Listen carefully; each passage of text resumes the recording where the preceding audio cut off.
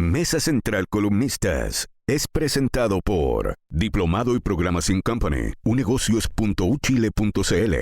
Lo escuchamos en Tele 13 Radio. Conversamos de actualidad y política esta mañana acá en Mesa Central. Señoras y señores, lo hacemos con nuestro equipo de martes titular. Luego viene Quique Mujica, se integra más tarde a esta conversación. Pirincho Navarrete, ¿cómo está? Buenos días. Muy buenos días, jefe. Decidiste volver a trabajar, está bien, está bueno. Francisco Covarrubias, ¿cómo está? Buenos días. Muy buenos días. Estoy como desordenado hoy día. Es que venía tan apurado, ya. pero ya. Es que la Costanera Norte estaba andando lento, pero... La Costanera Norte, no, y la Costanera Andrés Bello todavía está con problemas por un choque que hubo muy temprano. Ya, está todo relacionado. En Los Leones, sí, exactamente, en Los Leones con Andrés Bello. Frente al Costanera Center. Me tocó justo el frente. Sí. No, está heavy, los leones cortados. O sea. Sí, ahora, a la hora que te venís tú, digamos, están los que reparten el diario, ¿no? No, estábamos los repartidores del diario, un vecino que sale a caminar muy temprano y yo. Éramos lo único. Oye, ya, joyita, Francisco Covarrubias. Oye, mañana viene una visita de Estado del presidente argentino, Alberto Fernández. Sí, pues 5 de abril, el abrazo de Maipú. Así es. Abrazo a Maipú, pero quería relacionarlo porque estamos al puerto de las elecciones de Argentina. Son Oye, este ¿viste año. lo que pasó ayer? Sí, pues como le pegaron al ministro de Seguridad. Pero impactante el video. Todo. Y eso es lo que quería comentar un poco porque estamos al puerta de las elecciones primarias que se llaman las PASO allá, ¿cierto? Que son obligatorias y por lo tanto es como una gran encuesta finalmente, porque obligan a todos a ir a votar. O sea, no, incluso el que no tiene, si hay una coalición que tiene un candidato, igual tiene que ir. Claro. Entonces la gente que le gusta ese candidato vota. Y salió una encuesta el día jueves. Han salido hartas encuestas en Argentina y no son muy coincidentes. O sea, no son tan coincidentes. Para variar, dices. Claro, pero hay algunas cosas que sí se consolidan. Y la última encuesta de Opina, el día jueves pasado, muestra que el Frente de Todos, o sea, la oposición macrista, que Macri ya dijo que no iba, pero tiene un 27% de intención de voto, el oficialismo un 25% y Milei un 22%. O sea, lo que nos da un escenario casi a tres bandas. Y esto lo concilio porque la verdad es que hoy día el momento que vive Argentina es dramático. Y esto se ha dicho tantas veces de Argentina, el momento que vive es dramático, ¿cierto? Es crítico. Es crítico. La situación es terminal. Porque el año 30, en 1930, Argentina tenía un PIB per cápita equivalente al de Estados Unidos. Y hoy día tiene un 50% de pobreza, tiene más del 100% de inflación. O sea, está en un momento crítico. Y en esos momentos críticos, entonces, aparece esas divergencias que en la historia donde las decisiones que se toman pueden ser muy relevantes. Porque, por una parte, Milei tiene un gran apoyo. Estuve con unos académicos argentinos ahora hace un par de días, y decían el apoyo que tiene Milei en los jóvenes. Casi el 50% de los jóvenes menores de 30 años de Buenos Aires vota por Milei. 50%. 50% de los jóvenes en Buenos Aires. En el Gran Buenos Aires. Eso es un dato impresionante, lo cual te demuestra que los jóvenes no es que sean de izquierda, son anti-statu quo, digamos, porque el discurso de Milei es un discurso libertario, cita a von Hayek, cita a Mises, una cosa muy rara. Todos los autores que tú has leído de sobra. Sí, claro, pero yo no he visto nunca un político haciendo política con von Mises, digamos. ¿Ah? No. O con von Hayek, digamos. Y entonces mi comentario era, en el fondo, hoy día Argentina está expuesto a una situación dramática, como lo ha estado ya hace harto tiempo. Probablemente se inició aquello con Perón en adelante, una historia de un país que claramente ha tenido un desarrollo frustrado, donde el estatismo, donde el proteccionismo, donde el sindicalismo terminó destruyendo el país. Y hoy día tiene una salida que puede ser muy peligrosa, la de Milei, que hoy día se ve, claro, está en tercera posición, pero no está tan lejos y por lo tanto no se descarte que pueda llegar a segunda vuelta, y ahí ya no sabemos, porque cuando ocurrió, por ejemplo, el fenómeno de Trump, todos decían, no, si no va a ganar la primaria, y después decían, no, bueno, si gana la primaria no va a ser presidente. Bueno, terminó siendo presidente, pero en el caso de Milei es una persona con serios problemas, digamos. Y por el lado del oficialismo, hoy día el candidato que tiene mayores opciones es Cristina Fernández. Aunque ella dijo que no va a ir. Dijo que no, claro. Pero en todas las encuestas, y en esta misma encuesta Opina, aparece absolutamente como la candidata más competitiva. Y Alberto Fernández tal vez en los próximos días, tal vez en Chile, diga si va a ser o no va a ser candidato, digamos. Por lo tanto, también es importante, no obstante que parece ser que su posibilidades son bastante bajas y por lo tanto la opción que les queda a ese lote es Massa. Bueno, raya para la suma, yo creo que aprovechemos esta instancia del presidente argentino, además una persona que a mí me llama tanto la atención porque uno lo ve con una pinta como de señor bonachón, digamos, con un tono tan calmo y las cosas que dice son atroces, digamos. Y para poder hacer esa reflexión en torno como un país como Argentina, que reitero hace justo 100 años era a la altura de Estados Unidos en su desarrollo, hoy día ha fracasado tan profundamente. Creo que es momento de hacerse esa pregunta aprovechando la visita del presidente. ¿Pirincho? Vaya. ¿Te motiva alguna reflexión toda este sentimiento antiargentino? Ha sido bien completa la exposición de Francisco, solo un punto de Está carácter... llamando el embajador. Claro, solo un punto de carácter táctico. Es prácticamente imposible en los hechos que Cristina Fernández sea candidata, pese a su altísimo nivel de popularidad. Porque con algo que tiene que ver con mi joyita, Cristina Fernández está siendo sometida a un conjunto de procesos, respecto de los cuales básicamente la mayoría de ellos vinculados a corrupción y algunos asociación ilícita requiere del fuero parlamentario para poder enfrentar esta coyuntura y presentarse a una elección presidencial y eventualmente perder la deja en una calidad de ciudadana común y corriente.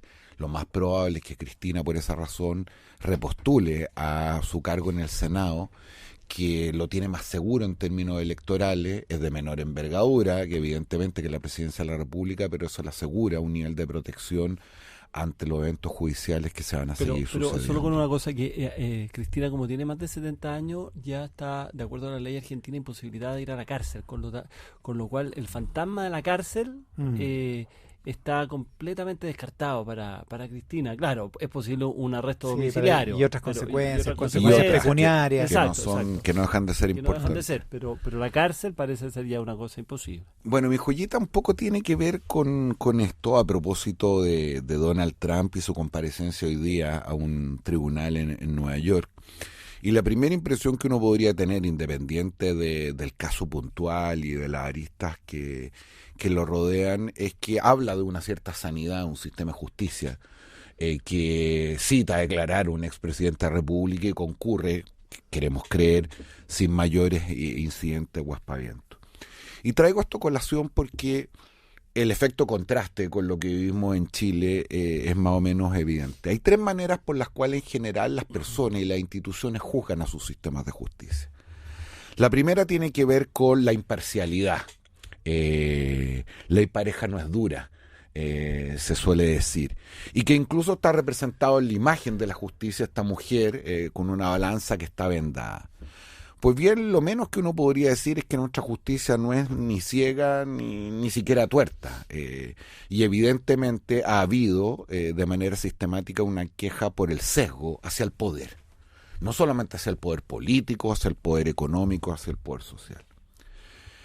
Hay una segunda variable por lo cual se mide un sistema de justicia y justamente tiene que ver con el objetivo que la mayoría de las personas principalmente le asigna, insuficiencia para, entre otras cosas, poder con las policías, con los fiscales, controlar el delito, la seguridad ciudadana, perseguir a los culpables y que paguen por su sanción.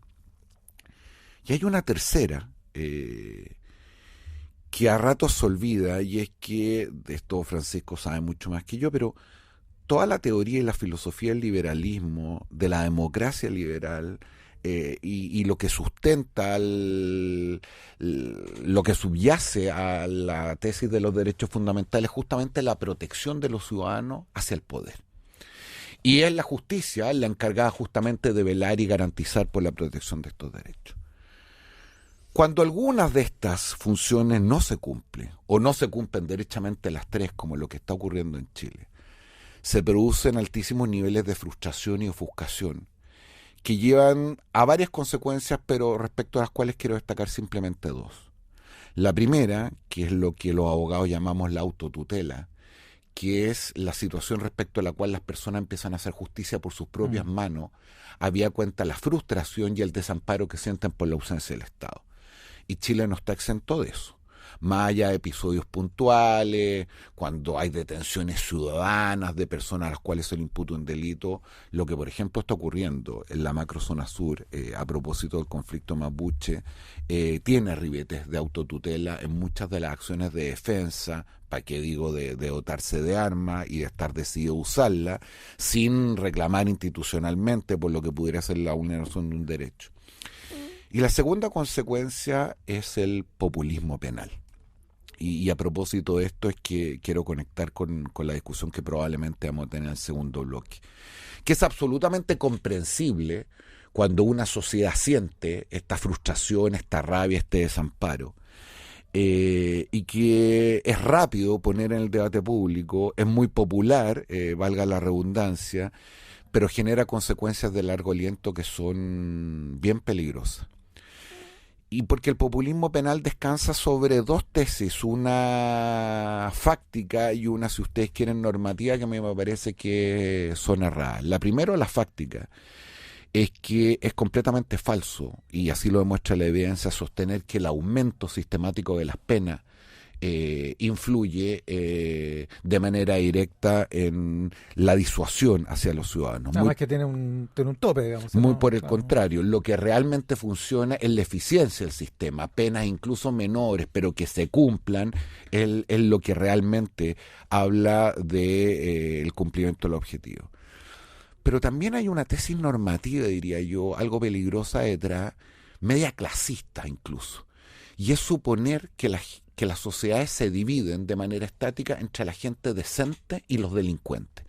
Y por lo tanto, cuando uno aboga por mayores penas, por mayor presión, está siempre suponiendo que eso le va a ocurrir a otras personas, a los delincuentes, y nunca se representa la posibilidad de ser víctima o estar sometido a ese conjunto de reglas. Estamos llenos de casos. Yo me recuerdo, se me va a caer el carné con esto, pero a propósito del asesinato del niño Zamorano Jones, en cual un miembro de su familia, recuerdo perfecto, fue un minuto incomunicado, y se quejaba la familia y su entorno por algo que era más o menos evidente, es decir, ellos sentían que eran las víctimas y por qué en esas condiciones estaban sometidas a esta ignominia, a esta violación de las garantías individuales. Pues bien, eso ocurre todos los días muchas veces con personas a las cuales, insisto, suponemos son parte de esa mitad de los delincuentes. Pero cuando esto le ocurre a gente como uno, por seguir con la caricatura, a personas que nunca se han visto representadas como posibles víctimas del sistema, es que nuestra opinión cambia. Entonces yo quiero sostener que es evidente, y uno no puede sino reconocer y empatizar con la frustración de muchas personas, de quienes han sido víctimas de un delito, de un portonazo, para qué te digo, de personas a las cuales se le ha quitado la vida a un ser cercano, pero por razones obvias. Lo que en ese minuto ocurre con esas personas no puede ser una regla, ni menos de carácter general para establecer una política pública. Lo que uno le pide a sus gobernantes, a sus diputados y senadores, justamente que tengan la cabeza fría para, reconociendo ese dolor, esa necesidad, esa frustración, puedan efectivamente proyectar esto en términos de que el sistema cumpla con estos tres objetivos. Y traigo esto a colación porque probablemente lo que vamos a discutir largamente el segundo bloque, y que tiene que ver con un episodio bastante duro en la comisión y que protagonizaron 3 ministros de Estado, es como, me parece a mí, estamos en una suerte de ola que nos hemos dejado llevar, insisto, por una frustración y por una rabia legítima, tomando decisiones que no solamente de la perspectiva de la eficiencia del sistema penal, sino que de la libertad y los derechos fundamentales puede ser extraordinariamente nociva para el futuro. Francisco Covarrubias comenta. Sí, bueno, sin entrar al fondo, que lo vamos a ver después de comerciales, pero había un gran político uruguayo que tenía una frase que siempre me ha gustado mucho, que decía: el que se precipita, se precipita. ¿Ah? Entonces, el que se apura, se cae, digamos. El que se precipita, se precipita. Y es parte de lo que estamos viendo, es parte de lo que vimos con los retiros de la AFP también. ¿Ah? O sea, es una cosa, una calentura parlamentaria bien intencionada, con mucha sensibilidad. No digo que sea solo populismo esto, no es solo eso, pero en la cual existe una gran mayoría que en el fondo parece ser favorable en torno a un tema, pero que finalmente termina siendo muy compleja las consecuencias que tiene aquello. También esa digamos, sobre esperanza en la ley. O sea, aquí no es que todas las leyes pueden resolver todos los males del cuerpo político, digamos. Eso también hay que tenerlo presente, porque acá se piensa que ante cualquier problema una ley. Y eso también lo hemos visto, que no es tan así. Acá se requiere una cierta...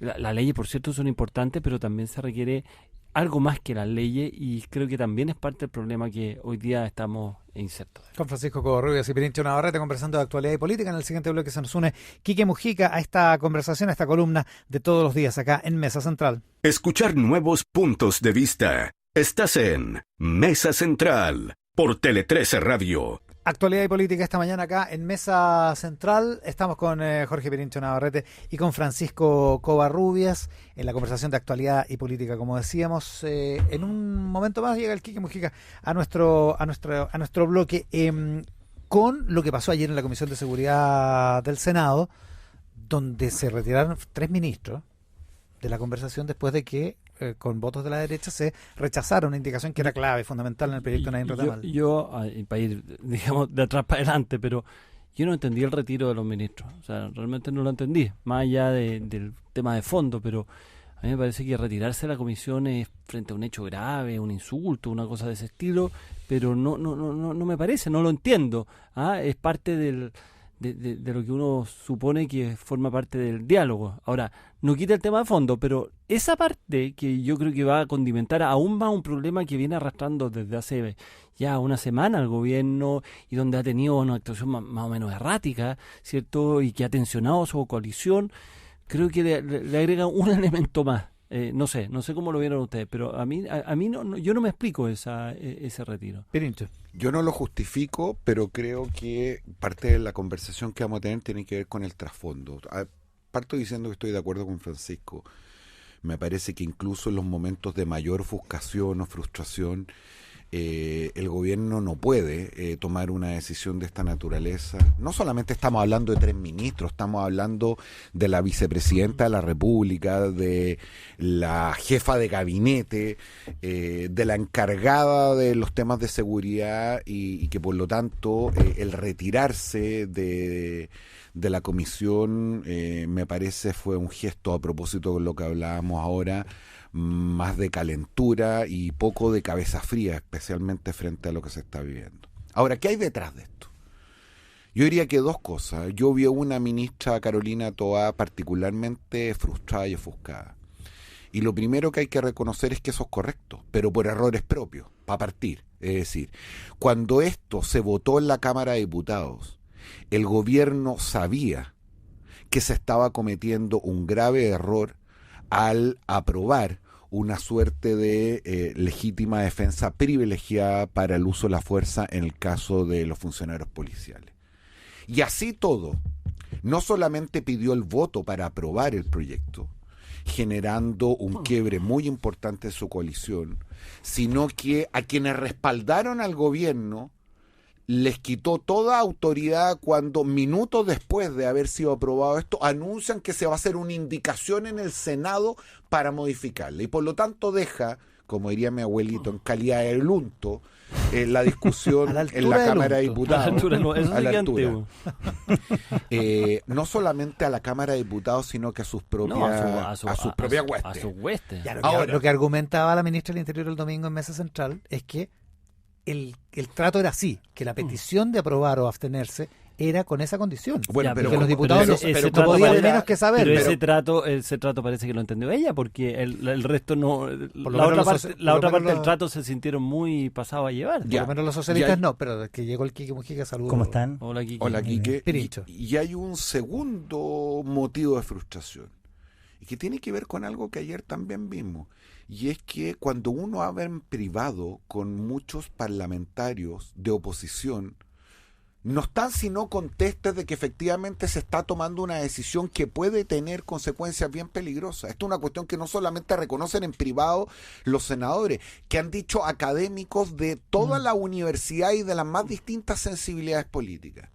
Y por lo tanto, o hay tontera o hay mala intención, porque la otra razón de la frustración de Carolina Toa puede tener que ver con que la oposición quiere aprovechar, y miren, y lo digo con harta preocupación, porque en un tema tan delicado como este, quiere aprovechar esta coyuntura para efectivamente ahondar la crisis que existe en el gobierno, porque evidentemente si esto se aprueba en el Senado de esta forma, muchos dicen que es un punto de inflexión respecto al cual va a ser muy difícil superar. Solo del último punto, eso es lo más parecido a la política, frase que tú has usado en 8 años en este programa. O sea, que la oposición quiera aprovechar esto para perjudicar al gobierno, me parece que es lo más propio de la política que puede existir, digamos. No me parece como una cosa con una salvedad. tan Yo rara. efectivamente he sido persistente y majadero en repetir esa frase, pero también hemos tenido una discusión respecto de ciertas materias en las cuales probablemente ese juego, ese regateo, esa ventaja corta puede ser extremadamente peligroso. Lo que pasa es que yo creo que aquí hay como ámbitos diversos, como 3 ámbitos diversos. Un ámbito es como el filosófico. El filosófico es decir, una pregunta que se hacían ya los romanos, que esa vieja frase de ¿quién vigila a los vigilantes? Esa es una pregunta clave en una sociedad. O sea, uno le delega a los vigilantes, a la policía, a quien quiera que detente ese poder, que detenta las armas, y uno dice, bueno, ahora no se puede mandar solo, o sea, tenemos que de alguna forma controlarlo, porque eso es una cosa, ahí hay un primer marco general, digamos. Segundo marco general es el político. El político en cuanto de que aquí estamos pagando las culpas fundamentalmente, no exclusivamente, pero fundamentalmente de lo que fue una actuación grotesca de quienes hoy día son parte del oficialismo y que en su momento fueron parte de la oposición. Grotesca digo porque incluso eso, y cito a Mico, que estaba a cargo del Instituto de Derechos Humanos, incluso en alguna parte de esa izquierda había un afán golpista, digamos, de tomarse la moneda. Y eso derivó entonces en uno de los problemas que hoy día tenemos, ¿cierto? Entonces ahí hay un tema político, ¿verdad? Y la tercera capa es la capa legal. Y entonces para resolver ese tema político, hoy día, frente a una mayoritaria, increíble la encuesta CADEM, no sé si la vieron, pero el domingo decía, el 95% quiere que la gente, que los policías usen su arma de servicio.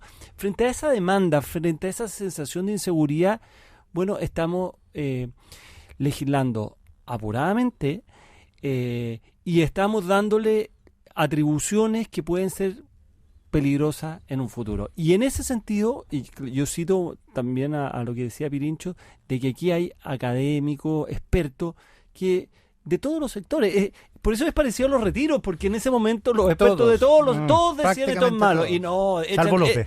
Claro, salvo López, échenle para adelante nomás. Y ahora, échenle para adelante nomás. Ahora, claro, es cierto, acá nos escribe en el WhatsApp colaborativo el senador Kast, que dice que en el fondo quienes usaban las armas de servicio quedaban como imputados automáticamente por los fiscales, eran dados de baja y eran ellos los que debían demostrar que eran inocentes, y ahora en el fondo el peso de la prueba se invierte. Yo entiendo que era, como diría José Piñera, perfectible lo que hoy día existe. Parte de la legislación del RUF, de las reglas de uso de la fuerza, iban hacia allá. A mí me parece que hoy día podemos mejorar la legislación que tenemos, pero de ahí... Sí, hay cosas que son administrativas, como la decisión de los cosas fiscales, digamos. Pero de ahí en adelante, en generar esto, es distinto. Y solo cierro con esto, El manejo del gobierno, el manejo de la coalición, la tensión que esto le ha generado ha sido una herida autoinfligida por parte necesariamente de este gobierno. Quiero quedarme un segundo a propósito del aporte que hace el senador Kast en el WhatsApp colaborativo de Francisco. Y es que, para ponerlo de nuevo en dichos populares, se está rascando donde no pica.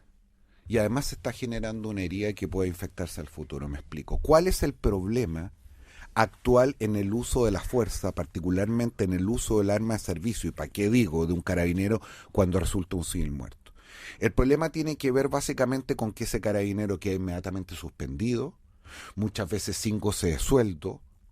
Esto genera problemas de investigación interna, de sumarios, muchas veces largos. Y aunque finalmente resulte inocente, esto afecta a su hoja de servicio y por lo tanto los incentivos para que un carabinero ocupe un arma de servicio son extraordinariamente complejos. No cabe la menor duda. Pero eso se puede arreglar específicamente y así en algún minuto se pensó y estaba contemplado. Uno incluso podría decir que todo este trámite que acabo de escribir, a lo menos en términos políticos, sociales y comunicacionales, una suerte como de presunción de culpabilidad de un carabinero. Y se podría arreglar con las cautelares también, me decían a mí. Sí, pero no se arregla por la decisión de los fiscales. invirtiendo el proceso y llevando esto a la otra cara de la moneda, que es un funcionario que monopoliza institucionalmente el uso de las armas, que tiene una posición de garante, darle una suerte de presunción de inocencia por la vía de otorgarle legítima defensa privilegiada, es decir, para decirlo en castellano, que no tiene que dar cuenta de haber ocupado un uso racional y proporcional de la fuerza para repeler una determinada agresión. Entonces, si queríamos resolver lo de los sumarios, lo de la suspensión y los incentivos, eso se puede hacer en términos legales administrativos, pero que es distinto a suponer que vamos a arreglar esto por la vía de darle carta blanca sin ninguna explicación a un funcionario que tiene una responsabilidad muy importante en un incidente o en varios incidentes que pueden ser gravísimos. Por lo demás, la experiencia, porque pese a todo lo que ha ocurrido, y a cómo ha volcado el giro de la opinión pública, la experiencia que nosotros tenemos es que cuando las fuerzas policiales y militares dejan de ser controladas por el poder civil, por el Estado, los resultados son catastróficos. Quique. Sí, a ver, yo desde un principio he pensado que esta urgencia por legislar nos está jugando en contra. Entiendo que la política tenía que dar señales después de la muerte de la carabinera y después de la muerte de los dos carabineros, pero han sido señales erráticas. Creo que algo que en un principio, las siguientes 48 horas o 24 horas después del asesinato de la carabinera, era que no se comentaba en la Pro Dignidad, ahora se comenta, que no están para revisionismo, que lo que dijeron sobre carabineros lo dijeron en un contexto de atentados contra los derechos humanos, sobre todo lesiones oculares, que ya basta de seguir arrepintiéndose de lo que dijimos y que y no están dispuestos a darle banda ancha a los carabineros para que actúen. Es más, el Partido Comunista está en una posición más extrema, dicen ya ni siquiera, hay algunos que dicen que ni siquiera con enmienda van a apoyar esto, si van a rechazar, porque algunos decían si lo cambian lo apoyamos. Entonces los complejos de en algún momento que se atisbaron en el gobierno respecto del pasado, lo que permitiría inducir que iban a tener una posición muy proactiva respecto de la ley ahora, bueno, todo está cambiado y hasta ahora no sabemos qué va a pasar con la ley, no sabemos qué se va a aprobar o no, solo sabemos de la molestia del gobierno con la oposición la devuelve, el Partido Comunista está en este momento en la oposición, por decirlo de alguna manera, la derecha quiere más y el Partido Comunista no quiere nada. Entonces se enredó esta catarsis que hubo de emotiva y por eso las catarsis emotivas son tan malas, pues, si al final pasamos de la república, como decíamos, del perro Matapaco a la república del perro Don Graf en menos de un rato. Francisco Covarrubias. Darle un mordisco a la delincuencia. Metáfora canina, pero sí. Claro, y el gobierno cuando habla del gatillo fácil, ¿quién fue? ¿Camila Vallejo fue la que...? La primera que lo dijo fue la ministra Toa, claro, en el Teatro Parlamentario, y después Camila Vallejo en una entrevista en T13.cl. Eso también es un error, porque en el fondo... pringaron la ley ahí. Exacto, o sea... Yo creo que el gobierno de verdad, o sea, el gobierno se metió en, como también decía mi abuelita, una camisa de 11 varas, o sea, no tiene una salida. ¿Cómo se sale de esto? ¿Cómo se sale de esto? O sea, se han explicitado, en primer lugar, se ha recordado la actuación que tuvo el actual oficialismo respecto a Carabineros. No olvidemos que uno de los casos paradigmáticos fue cuando un carabinero usa su arma de servicio porque se le acerca en Panguipulli un señor con unos machetes a cortarle la cabeza, digamos. Después se supo que los machetes eran de plástico, pero eso obviamente no lo sabía. Y esto termina acusando, pero de las peores cosas, quemando la municipalidad de Panguipulli. O sea, eso es lo que ocurrió. Pero de ahí en adelante hoy día se enfrentan a una situación muy compleja, porque hay una ciudadanía mayoritariamente volcada en que si tú hoy les dices que disparen sin ni siquiera hacer un trámite posterior, hoy día está el problema de la delincuencia que hoy día eso podría ser apoyado fervientemente. Sin embargo, el gobierno, ¿cómo sale de esto? Porque tiene una ciudadanía hacia un lado, tiene una coalición dividida y tiene una actuación anterior compleja. Entonces, esa mixtura es muy difícil y hemos visto a un presidente que tal vez, para mejor, un poco ausente de esta discusión. No ha salido... No se ha metido en este... No se ha metido en este lío. En esta vuelta, No porque se ha la metido- semana pasada habló harto. Claro, pero en esta parte, que ha sido la más compleja, no se ha metido. Ahora va a hablar, ¿eh? En 10 minutos más tiene una ceremonia en la moneda. Ahí se va a complicar. Esa es la ceremonia que nadie sabía de lo que era. Exacto. ¿Y de qué? Nadie sabe todavía. La firma de un compromiso transversal por la seguridad. Hay pocos datos. Mira, a las 9 de la mañana pregunté ¿Ya? al entorno de Carter que va a la ceremonia. Fue ¿Ya? invitado, por lo menos. Que Está en la moneda. Ya, sí. si sabían. Todavía no saben. Todavía no ¿De saben. qué se trata? Pero ¿cómo va a firmar algo que no sabe? No, si Carter no va a firmar. No va a firmar, claro, pero lo invitaron. Lo Pero- invitaron. ¿Ya? Me dice insólito, me dicen. Vamos a una cuestión que no sabemos qué es. Es raro. Mm. Bueno, Pirincho. Efectivamente es difícil salir de este entuerto porque las cosas las hemos llevado a un nivel bien complejo que con esa exasperación ciudadana que escribe Francisco, la deriva populista, la calentura y la falta de responsabilidad a la hora de legislar, de responsabilidad del gobierno, pero también del Congreso, se hace ya más o menos evidente. Hemos sostenido varias veces aquí que la buena política es algo que equidista entre el voluntarismo y el populismo. Es decir, la buena política es obviamente conectar con las necesidades ciudadanas, con sus intereses, con sus preocupaciones, pero también señalizar un camino, y ese camino que se señaliza no puede tener otro derrotero que volver a entender o hacer comprender de que la primera y más importante función del Estado, que no es otra que garantizar la seguridad de los miembros de la comunidad política, es también absolutamente compatible con los derechos fundamentales, con las libertades de los ciudadanos. Porque si escogemos entre una de esas dos cosas, como suele ocurrir en el debate, o uno termina siendo presa de la indefensión y el desamparo, como sienten mucho, o igualmente peor del abuso y de la... Sí, eventualmente de la arbitrariedad. barbarie y Tal cual. el daño a la democracia, digamos. Ahora, pasan cosas. Hoy día, anoche. Esto pasó anoche en Santiago. Va un funcionario de la PDI con un familiar en un auto, le hacen una encerrona, se bajan los muchachos que venían de la encerrona, que venían en el auto que encierra, bajan con pistola y el funcionario de la PDI se bajó, les disparó. Se supone que hirió a 3. Los muchachos, y digo muchachos porque ya van a saber por qué, se suben al auto y arrancan. No se supo más de ellos. El PDI avisa a Carabineros avisa a los centros asistenciales y dice, creemos que hay personas heridas en este incidente, y solo llegan a un sapo en Quilicura 3 personas. Llega un chico de 13 años 13. con muerte cerebral. Eso es lo que está pasando. Ujú. Ese es el nivel de las cosas. Ahora, no se sabe si efectivamente hay un indicio de que podrían haber sido los mismos que participaron en esta encerrona y que fueron heridos en esta refriega, pero no estaba claro, por lo menos hasta que yo entré al programa no estaba claro, no estaba comprobado, la Fiscalía tiene que comprobarlo.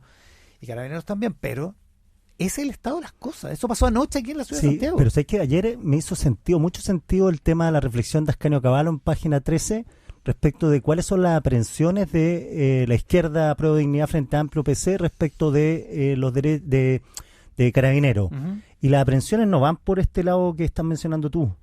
Ascanio decía, las aprehensiones van por el tema de las manifestaciones, de la represión De la represión política. de octubre. Mm. Eso están pensando. No están pensando... A ver, yo creo que... Nadie va a discutir Un portonazo. el PDI, claro. Nadie va a decir, oye, ¿por qué le pegaron un balazo a un niño de 13 años cuando fue legítima defensa? No sé. Es terrible lo que pasó, pero... Es que esa cuestión está súper presente. Recordaba recién Francisco, y con razón, de toda una cierta ola de no solamente legitimación respecto a la violencia, sino de dividir esto entre bueno y malo.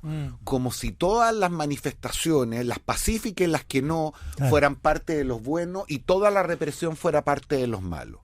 Y por lo tanto hoy día, claro, Carabineros goza con un altísimo nivel de popularidad y sin embargo se nos olvida que más allá del juicio crítico que uno tenga respecto a este proceso, sí hubo violaciones a los derechos humanos por parte de Carabineros durante los incidentes y las manifestaciones de estallido social. Es decir, 300 personas con daño ocular más otras cosas que están absolutamente documentadas.